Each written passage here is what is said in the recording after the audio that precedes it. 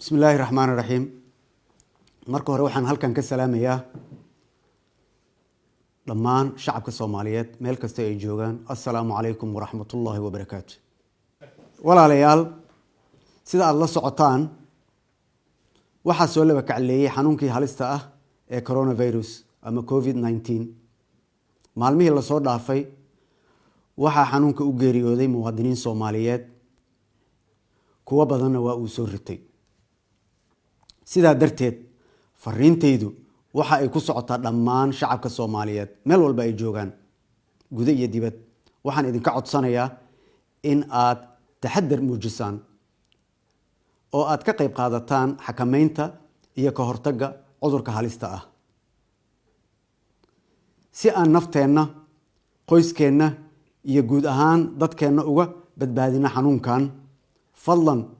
fadlan aan raacno tilmaamaha wasaaradda caafimaadka iyo khubarada caafimaadka bixinayaan, sida faradhaqa, kala fogaanshaha, xirashada af xirka ama maskiga,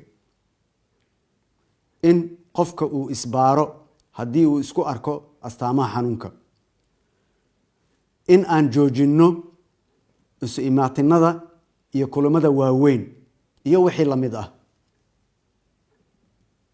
waxaan ka codsanayaa guud ahaan shacabka Soomaaliyeed, gaar ahaan bahda caafimaadka, waxgaradka, culimada iyo aqoon-yahanada Soomaaliyeed in ay qaybtooda ka qaataan sare u qaadista wacyiga bulshada oo ku aadan khatarta cudurkan koronaha.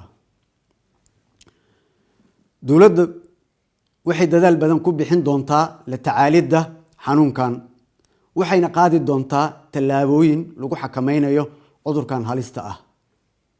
dhammaanteen aan dadaalno. ilaahay subxaanahu wa tacaala waxaan ka baryayaa inuu ummaddeena noo badbaadiyo. wabilaahi towfiiq. wasalaamu calaykum waraxmatullaahi wabarakaatu.